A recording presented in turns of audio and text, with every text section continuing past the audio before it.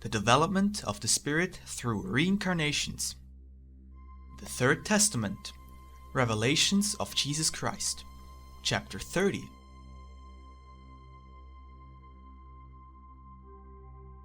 The Law of Evolution. I say to you that it is necessary for humanity to know that its spirit has come many times to earth, and that still they have not been able to arise along the pathway of my law in order to reach the summit of the mountain. Why, if humanity has seen the development of science and the discovery of things they would not have believed earlier, does it resist the natural evolution of the spirit? Why are they obstinate in what makes them remain stationary and lethargic? Why have they not wished to glimpse eternal life? Understand that although creation appears to have been completed, all things continue to evolve, transform, and become more perfect. Could your spirit escape that divine law? No, my children. No one can say the last word about the spiritual, about science, or about life, for they are works of mine, which have no ending. How many men, based on the knowledge they have achieved, believe themselves to have greatness of spirit, but to me are like some children standing still on the road to their evolution? They should realize that it is not only through the development of the mind that the evolution of the spirit is achieved, but through the all-around development of their being, and there are many gifts needed to evolve in order to achieve completeness. That is why I instituted the reincarnation of the spirit as one of my laws of love and justice, in order to provide it with a longer road that would give it the opportunities necessary to achieve its perfection. Each existence is only a brief lesson, since otherwise the opportunity for a man to include in it the fulfillment of all my law would be very short. However, it is necessary that you understand the meaning of this life in order to take from it its essence and to achieve its harmony, which is the basis of human perfection. Then you will be able to pass to a higher plane, until you arrive to the spiritual life. There I have kept many lessons that I must teach you, and many revelations that I must still make to you. Why is it that while all things grow, unceasingly transform, develop, and become more perfect, your spirit alone remains stagnant throughout the centuries? Since you have discovered and learned much through the sciences, you do not ignore the incessant evolution that exists in all the beings of creation. I wish you to understand that you must not leave your spirit abandoned to that backwardness in the stagnation into which you have kept it for so long, and that you must struggle to achieve harmony with all that surrounds you, so that the day might come when nature, instead of hiding its secrets, reveals them, and the elements, instead of being hostile, become your servants, collaborators, and brothers. The resurrection of the flesh, properly understood. Now the world will know the truth about the resurrection of the flesh, which is the reincarnation of the spirit. Reincarnate, to return to the material world, to be born again as a man. The emergence of the spirit in a human body for the continuation of a mission. That is the truth about the resurrection of the flesh, of which your elders have spoken, giving it interpretations that were as twisted as they were absurd. Reincarnation is a gift that God has conceded to your spirit, so that it is never limited by the smallness of the material form, by its ephemeral existence on the earth, or by its natural weaknesses, but rather because the spirit proceeds from a superior nature. It may use as many material forms as are necessary for carrying out its great missions in the world.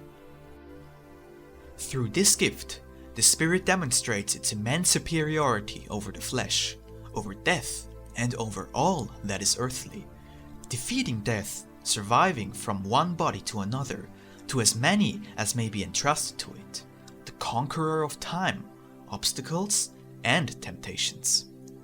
How could you ever believe that on the day of judgment, The bodies of the dead will be resurrected and be united to their spirits in order to enter the kingdom of God? How can you interpret in that manner what you were taught in former times? The flesh is of this world, and here it remains, while the spirit arises free and returns to the existence from where it emerged. That which is born of the flesh is flesh. That which is born of my spirit is spirit. The resurrection of the flesh is the reincarnation of the spirit. And if some believe that to be a human theory and others believe it to be a new revelation, verily I say to you that I began to make it known to the world since the beginning of mankind. Proof of it you can find in the text of the scriptures, which are a testimony of my works. This term, known from the old creed of Christianity, was written down by the Council of Nicaea in a time where the partially accepted teaching of reincarnation was condemned as heresy by Emperor Justinian, 553 years after Christ. With that, the reincarnation of the spirit in the flesh became the resurrection of the flesh. However, during this era, the revelation has reached your spirit in a greater level of evolution. Soon, it will be justly regarded as one of the most rightful and loving laws of the Creator. Disregard the belief that you had about the Day of Judgment, which is not a day like yours, because it is a period, and the end of the world is not the end of the planet where you live, but of the egotistical life you have created on it. The mystery of the resurrection of the flesh has been clarified by the revelation of the reincarnation of the spirit. Today, you realize that the goal of this law of love and justice is for the perfection of the spirit, so that it will never be lost, because it will always find an open door as an opportunity which the Father offers for its salvation. My judgment for every spirit, by reason of this law, is perfect and inexorable. Only I know how to judge you, for each destiny is incomprehensible to men. Thus, no one is censored or exposed because the others. And after losing themselves in sin, from so many struggles and vicissitudes and much wandering, the spirits will come before me, filled with wisdom through their experience, purified by pain, elevated by their merits, weary from their long pilgrimage, but simple and joyful as children. The differentiated state of the development of the spirits. It has been a long while since your spirit emanated from me. Nevertheless, not everyone has progressed in the same way along the spiritual path. All destinies are different, although they lead you toward the same goal. To some are reserved some ordeals, and to others different ones. One child travels one path, and another will follow a different course. Neither have all of you emerged to this existence at the same instant, nor will you return at the same moment. Some travel ahead, and others behind, but the goal awaits everyone. No one knows who is near, nor who is distant, because you are still small to have this knowledge. You are human, and your vanity would lead you astray. At all times, even the remotest of human history, you have had examples of men of elevated spirit. How do you explain to yourselves the fact that there have been men with evolved spirits since the earliest times, if before they had not passed through successive reincarnations that helped them to elevate themselves? It is because the spirit is not born at the same time as the shell, nor did the beginning of humanity coincide with that of the spirit. Truly, I tell you, not a single spirit has ever come to this world without having existed first in the beyond. And who among you can measure or know the time that he has lived in other mansions before coming to dwell on the earth? While the spirit is united with the material body, it is unaware of the merits it has achieved in past lives. However, it does know that it possesses eternal life, and that it will continually evolve in pursuit of summit. but is presently unaware of what level it has reached. Your mind does not receive the past impressions or memories of your spirit, because the material is like a thick veil that does not permit entry into the spirit's life. What mind could receive the images and impressions that the spirit has gathered in the trajectory of its past? What intelligence could coordinate with human ideas that which is incomprehensible? For all these reasons, until now I have not permitted you to know who you are spiritually, nor what your past has been. All my works have been written by me in a book entitled Life. The number of pages is uncountable, its wisdom is infinite, and other than by God, who is the author, it may not be obtained by anyone. But there on every page is written a limited summary in which the Father has delineated every one of his works in order to place it within reach of every understanding. You too are writing the book of your life, in which are written all of your works and each one of your steps on the long road of evolution. That book will be written in your conscience, and it will be the light of knowledge and experience with which tomorrow you will illuminate the paths of your younger brothers. You cannot yet present your book to anyone, because even you do not know its contents. But soon there will be light in your being, and you will be able to show your brothers the pages that tell of your development, your restitution, and your experiences. You will then be an open book for humanity. Blessed are those who take possession of their mission. They will feel themselves ascending the ladder that Jacob saw in his dreams, which is the spiritual road that leads beings to the presence of the Creator. Love as a requirement for spiritual development. Just as your body requires air, the sun, water, and bread to live, so too the spirit needs the environment, the light, and the sustenance of its own being. When it is deprived of the freedom to elevate itself in search of nourishment, it weakens, withers, and grows dull, like a child made to stay always in its crib and enclosed in its bedroom. Its limbs stiffen, it grows pale, its senses weaken, and its faculties atrophy. See how the spirit can also become paralytic? What if I told you that the world is full of the paralyzed, the blind, the deaf, and ill in spirit? The spirit that lives closed off, without freedom to develop itself, is a being that does not grow, not in wisdom, nor in strength and virtue. Truly, I tell you, that which can elevate you is love, for in it exists wisdom, sentiment, and elevation. Love is a compendium of all the attributes of the divinity, and God has lit that flame in every spiritual creature. How many lessons I have given so that you would learn to love? How many opportunities, lives, and reincarnations the divine mercy has provided. The lesson has been repeated as many times as necessary, until it is learned. Once it is obeyed, there is no need to repeat the lesson, for it cannot be forgotten.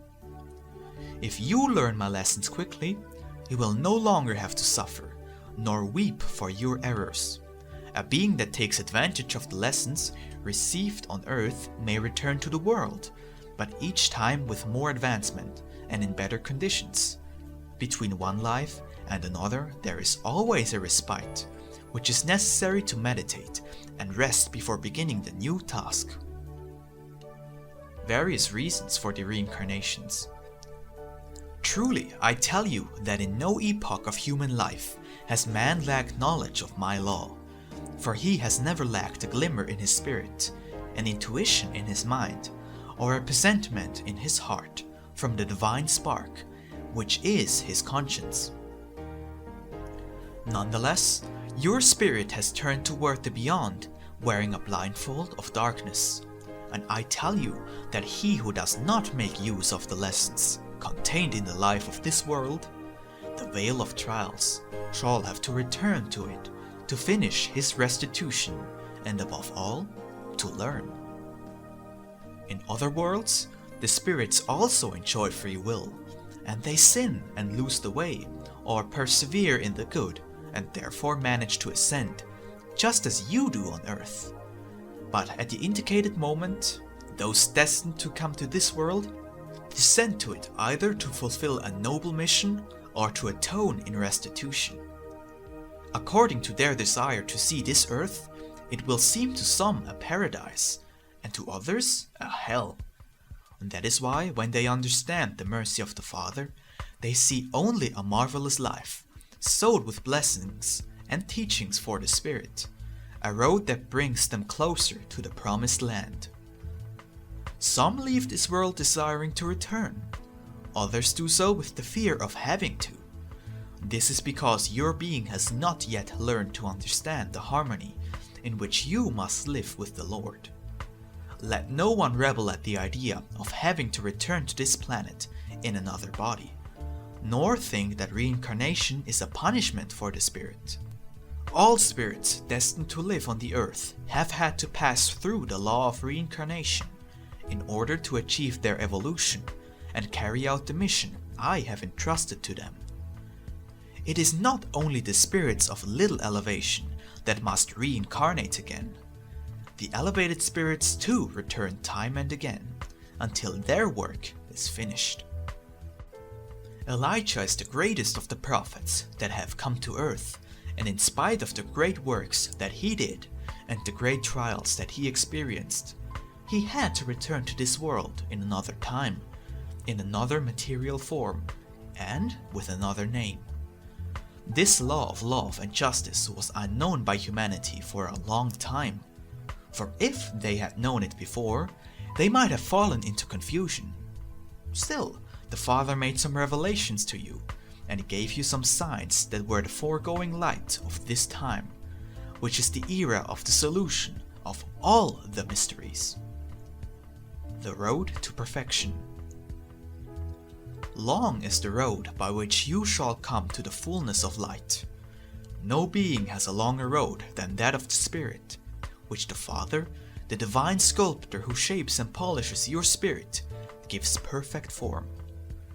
Truly, I tell you, that to come to complete cleanliness, your spirit must yet purify itself much in this world and in the spiritual valley. You will return to this planet as many times as necessary, and the more you fail to make use of the opportunities your Father gives you, the longer will be postponed your definitive entry into the true life, and the longer your stay in the vale of tears. In each earthly existence, every spirit must show its advancement and the fruits of its evolution, making a firm step forward each time.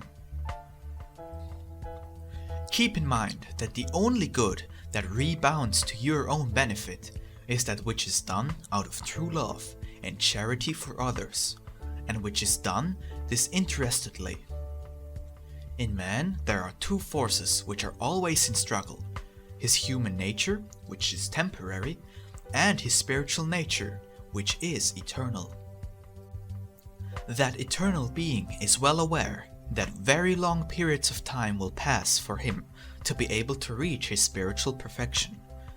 He anticipates that he will have many existences, and that in them he will go through many ordeals before gaining his true happiness.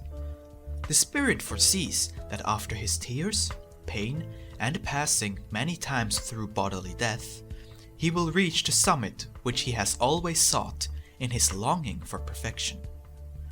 On the other hand, the flesh, that weak and small being, weeps and rebels, and sometimes refuses to follow the dictates of the spirit, and only when the latter is evolved, is strong and experienced in the struggle with the flesh and its surroundings, it is able to dominate the flesh and manifest itself through it.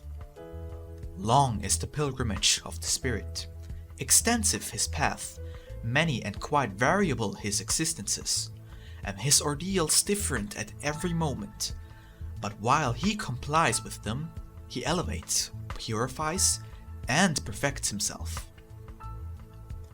In his passage through life, he is leaving a trace of light, That is why many times the whims of the flesh are of no concern to the spirit, for he knows that they are temporary, and that he cannot detain his journey by incidents which he regards as insignificant.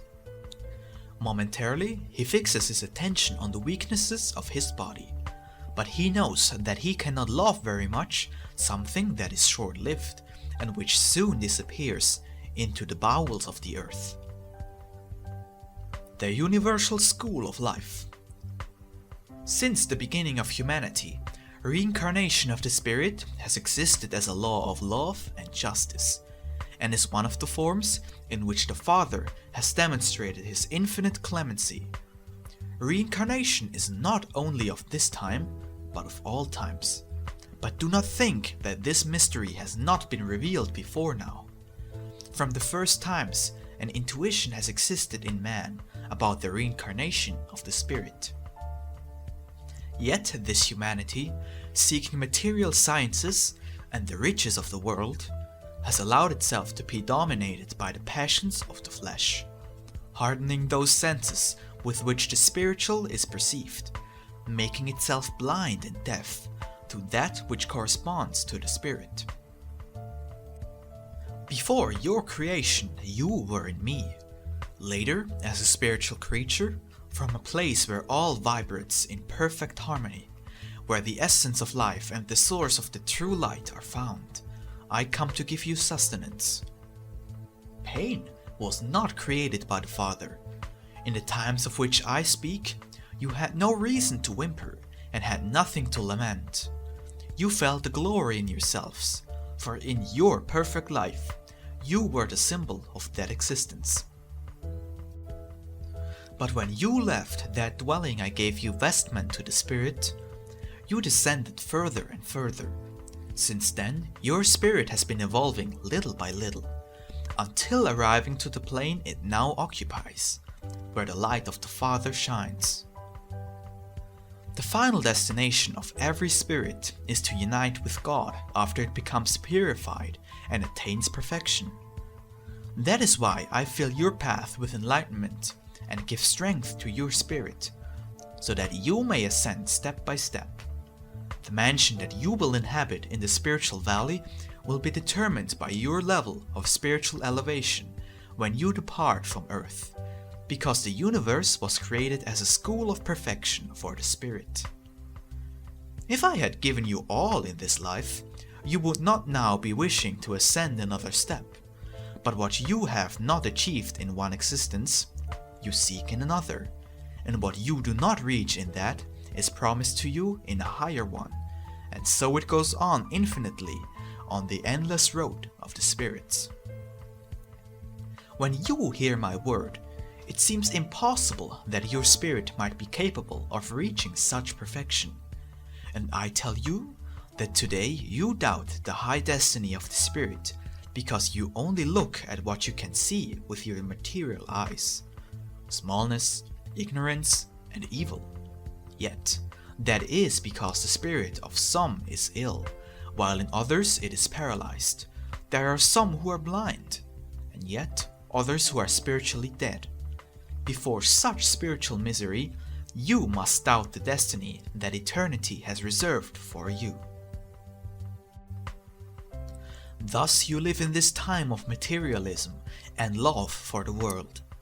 Yet the light of my truth has come to you to dissipate the darkness of the night and of a time that has already passed, announcing by the light of its dawn the arrival of a new era in which the spirit will receive the illumination of my teaching. Many of you already will not have another opportunity to come to earth to repair your faults. You will not possess that instrument that you have today, which is the body that bears you, and on which you depend. It is necessary that you understand that coming to the world is a privilege for the spirit, never a punishment, and therefore you must make use of this grace. After this life, you will go to other worlds to receive new lessons and there find new opportunities to continue ascending the ladder and perfecting yourselves. If you have completed your obligations as men, you will leave this world with satisfaction for a mission completed, bearing tranquility in your spirit. My voice is calling to the great multitudes, because many spirits are coming to the end of their long pilgrimage on earth. That dejection, that weariness, and that sadness that they bear in their hearts are the evidence that they yearn for a higher dwelling, a better world. Yet, it is necessary that in the last phase of their lives on earth, they live in obedience to the dictates of their consciences, so that the track left by their last steps on earth be a blessing for the generations that later come to perform their various missions in the world. This world is not eternal, nor is there any need for it to be. When this dwelling ceases to have the reason it has now to exist, it will disappear. When your spirit no longer needs the lessons that this life gives, because other, more elevated lessons await it in another world, then, with the light acquired in this struggle, it will say, "How clearly I understand now that all the vicissitudes of this life were only experiences and lessons that I needed in order to understand better. How long this journey appeared to me in the moments when suffering drained my strength. But now, in contrast, when all is in the past, how brief and fleeting it appears before eternity." Be glad, humanity. Think of yourselves as migrant birds that pass through this world full of tears, poverty, and suffering. Be glad that it is not your eternal dwelling place. Better worlds await you. Thus, when you say farewell to this earth, you will do so without bitterness, and here will remain the cries of pain, the work, and the tears. You will say goodbye to this world, and rise up to those higher worlds that await you.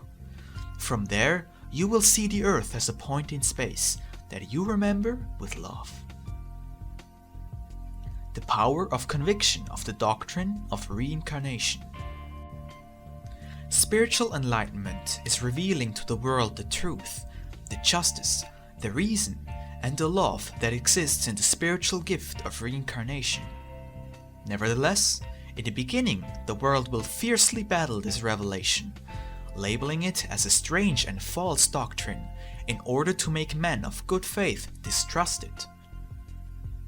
The efforts of the religions to maintain their faithful in the routine of old beliefs and methods beyond their time shall be useless and vain, for none can stop the divine light that penetrates to the depths of understanding, awakening the spirit to an era of revelations, of divine confidences, of clarification of doubts and mysteries, and of spiritual liberation. Nor shall any be able to hold back the torrent that forms when humanity rises in search of its liberty of thought, of the spirit, and of faith. Stages in the reincarnation of the spirit. I am calling all travelers to listen to my voice, which invites them to ascend spiritually and to possess eternal life. In this day in which the divine word makes itself heard, learn from this word and enlighten yourselves with it, for in wisdom is the light and your salvation. If my law teaches you morality, righteousness, and order in all acts of your life, why do you seek adverse paths which bring you pain? And when you depart to the hereafter, leaving your body in the earth, you weep because you have loved the physical body so much? When you feel that the material body no longer belongs to you, and that you must follow the road until you reach me, I have asked you, "Why, child, what gifts do you bring me? Have you lived on the earth obeying my mandates?" And you are ashamed and dejected because you do not bear a gift of love for the one who loves you so much and has granted you so much.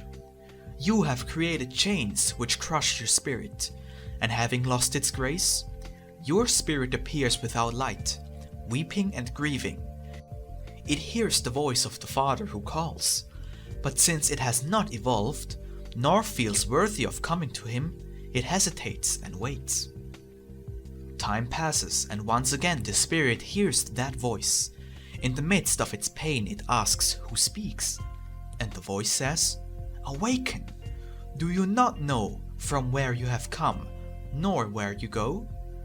Then the spirit rises its eyes and sees an immense light. Before its splendor it sees itself insignificant. It recognizes that before being sent to the earth, it had existed and had been loved by the Father, which is from whom the voice came, and who now, upon seeing him in this painful situation, suffers for it. The spirit knows that it has been sent to different worlds to journey over a difficult path, and has to reach its reward through its merits. The child asks, "If before being sent to earth I have been your beloved creature, why have I not remained virtuous? Why have I had to descend to suffer and work in order to return to you?" The voice replies, "All spirits have been submitted to the law of evolution, and on that road the Spirit of the Father always protects you and is pleased by the good deeds of his Son. Truly, I have sent you to earth in order that you might make of it a dwelling of struggle for spiritual perfection, not a valley of war and pain. I have told you to multiply and not be sterile, and when you return to the spiritual valley and do not bring any harvest, you only weep, arriving without the grace with which I have covered you. That is why I send you one more time and tell you, cleanse yourself, seek that which you have lost, and cultivate your elevation." The spirit returns to earth and seeks a small and tender human body in order to rest in it and begin the new journey. It finds the small child designated to it and unites with that body in order to make restitution for its failings within my law. Knowing what it must do and aware that it belongs to the Father, the spirit comes to the earth, clearly aware of its mission. In its first years, it is innocent. It preserves its purity and remains in contact with the spiritual life. Then it begins to know sin. It looks closely at pride, arrogance, and at the rebelliousness of men before the just laws of the Father, and the flesh, which is stubborn by nature, begins to contaminate itself with evil. Having fallen into temptation, it forgets the mission which it brought to earth and arises performing deeds which are contrary to the law. The spirit and material body eat the forbidden fruits, and when they have fallen into the abyss, the last hour surprises them. Once again the spirit finds itself in the spiritual valley, weary and burdened by the weight of its faults. Then it remembers the voice that spoke to it in another time, which still calls to it. And after much weeping, feeling lost, and not knowing who it is, it remembers that it has already been in that place. Then the Father who has created it with so much love appears on its path, asking, "Who are you? From where do you come, and where do you go?" The Son recognizes in that voice the word of the one who has given it its existence, intelligence, and gifts. The voice of the Father who always forgives, who purifies and removes the darkness and leads to the light. The child trembles because it knows it is before the judge, and speaks, saying, "Father, my disobedience and my debts to you are very great, and I cannot aspire to live in your home, for I have no merits. Today, when I return to the spiritual valley, I see that I have only accumulated faults, for which I must make restitution." But the loving Father once more points out the way, and once again the Spirit incarnates and forms a part of humanity. Now experienced and with greater strength, it then subdues the material body in order to control it and to obey the divine dictates. The battle begins. The Spirit combats the sins which cause men to fall and wants to take advantage of the opportunity which has been granted for its salvation. It struggles from beginning to end, and when the white hairs shine on the temple, and the body, which before was strong and healthy, begins to slowly stoop under the weight of the years and lose energy. Then the spirit feels strong, more developed and experienced. How great and disgusting sin appears to that being!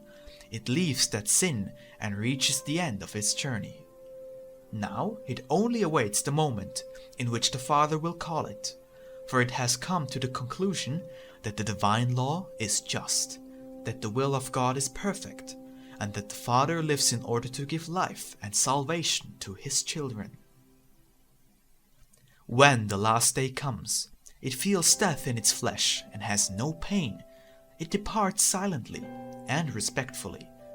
It contemplates itself in the spirit, and as if it had a mirror before it, sees itself as beautiful and radiant with light. Then the voice speaks to it and asks, "Child, where are you going?" And knowing who it is, it approaches the Father, allows His light to invade its being, and speaks thus, "O Creator, O universal love, I come to you to rest and to give to you the fulfillment of my mission." The account is settled. The spirit is healthy, cleansed, and free of the chains of sin, and sees before it the reward which awaited it.